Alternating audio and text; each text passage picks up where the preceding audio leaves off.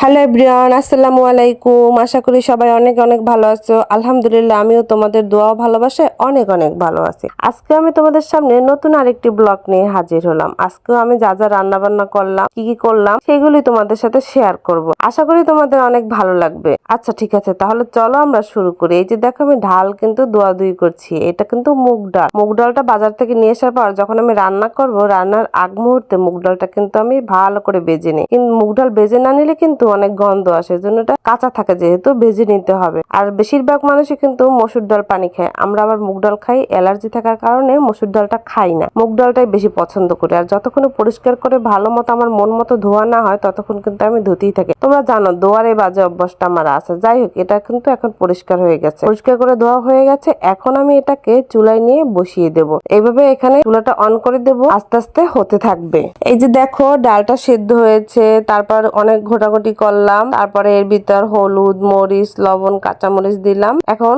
প্রায় অর্ধেকটা রান্না হয়ে এসেছে। আরো কিছুক্ষণ জাল পেলে তারপরে বাগার দিয়ে দিলে ডালটা কমপ্লিট হয়ে যাবে। এদিকে আবার আমি কাঁঠালের বিচি নিয়ে বসলাম। দেখো, কাঁঠালের বিচি কিন্তু প্রসেসিং করা আমার কাছে একদম বিরক্ত করে। এই যে আগে ছিল, তারপরে ঘষো, তারপরে কাটো, ভীষণ বিরক্তিকর একটা কাজ। তোমাদের কাছে কেমন লাগে একটু কমেন্ট বক্সে জানিও তো আপুরা, তোমরা কিভাবে প্রসেসিং করো। আমি তো প্রথমে এভাবে কাটাকাটি করে ছোলাগুলো ফেলে দিয়ে তারপরে হালকা কুসুম গরম পানি দিয়ে ভিজিয়ে রাখি। ভিজিয়ে রাখার কিছুক্ষণ পর ঘষাঘষি করি। ঘষাঘষি করতে করতে যতটুকু আর কি কষ্ট হয়, তারপরে আবার কাটি, কেটে পরিষ্কার করে তারপরে রান্না বান্না করি। যাই হোক আপুরা, আমি তোমাদের সবাইকেই বলবো, আমাদের মেয়েদের কিন্তু ইনকাম করা বহুত জরুরি। কারণ একটা মেয়ে যতক্ষণ স্বাবলম্বী না হয়, ততক্ষণ কিন্তু তার নিজের বলতে আসলে কিছুই থাকে না। যতই হাজবেন্ড বলুক, আমার যা জিনিস তার তো সব তোমারই, তোমার কেন ইনকাম করতে হবে। আসলে এই কথাটার মূল্য থাকে না। মাঝে মাঝে স্বামী নামক মানুষটা বুঝিয়ে দেয় পর কখনো আপন হয় না। এটা কিন্তু বাস্তব সত্যি কথা। যখন স্বামী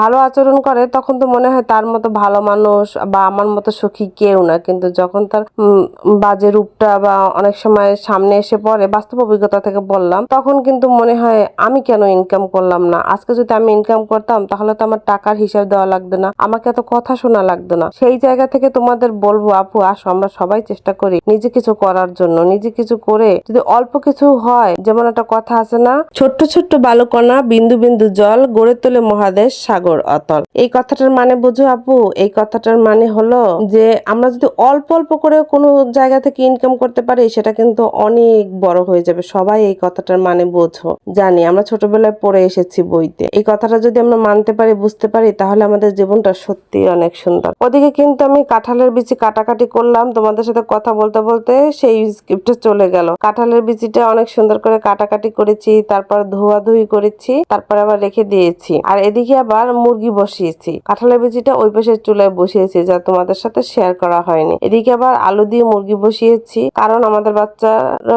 পেরাই মুরগি খাবে। মানে প্রতিদিনই আমার মুরগি করা, পেরাই বলতে কি প্রতিদিনই আমার মুরগি রান্না করা লাগে। দিয়ে আলু দিয়ে আবার লবণ দিয়ে দিয়ে আবার ঢাকনা দিয়ে দিলাম। ঢাকনাটা এবার উঠিয়ে নিলাম। দেখো, অনেকটাই গোশটা হয়ে এসেছে। আবার আমরা কিন্তু ওই যে কালারটা একটু ফ্যাকাসে দেখা যাচ্ছে, কারণ আমরা একটু মরিচটা কম খাই। বাচ্চা আমার ছোট ছোট দুইটি বাচ্চা আছে, ওরা একটু ঝাল কম খায়। বাচ্চাদের জন্য ওই একভাবেই রান্না করি। অনেক আপুরা তো অনেক কষ্ট করে বাচ্চার জন্য আলাদা রান্না করে দেখেছি আমি। তাই এভাবেই আমি রান্না করি, যাতে সবাই এক রান্নাই খেতে পারে, যাতে আমার কাজটা অনেক সুবিধা হয়। এদিকে বাচ্চারা স্কুলে গেছে, তারা স্কুল থেকে আসবে, এজন্য তাদের জন্য আবার আম কেটে রেডি রাখছে। কারণ ওরা আসলেই তাড়াহুড়ো করে, সকালবেলা তেমন একটা খেয়ে যেতে চায় না, ক্ষুধা লাগে, কি করবে, ড্রেস চেঞ্জ করতে করতে ওদিকে তাদের ক্ষুধা লেগে যায়। তারপর তাদের জন্য আগেই আম কেটে রেডি রাখছে, যেন আসার সাথে সাথেই তাদের সামনে দিতে পারি। বাচ্চা আছে, বোঝোই তো, বাচ্চা থাকলে কিন্তু সংসারে আরো অনেক কাজ বেড়েই যায় এবং থাকে। ধরো সংসার সামলে সকাল থেকে আমি ওদের স্কুলে এগিয়ে দিয়ে এসে আমি গুছাতে থাকি, সব গুছিয়ে গেছি, আসি সুন্দর করে, ওরা বাসায় এসে খাওয়া দাওয়া করে, বাস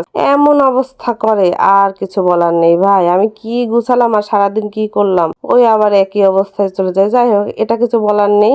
যাদের যাদের এইভাবে ছোট বাবু আছে, সব আপুরাই বুঝবে বাচ্চা থাকলে কি অবস্থা হয় সংসারে। সবাই জানে যে গুছিয়েও শান্তি নেই, এই গুছিয়ে যাওয়া আবার এলোমেলো। যাই হোক, আজকে আমার এই ভিডিওটি কোন কোন আপুদের কাছে কেমন লেগেছে জানাবা প্লিজ। আর ভালো লাগলে কমেন্ট করে জানিয়ে দিও প্লিজ। আর আমার ভুল ত্রুটি হলে ক্ষমার দৃষ্টিতে দেখো। আজকে এই পর্যন্তই আপুরা। Thanks for watching.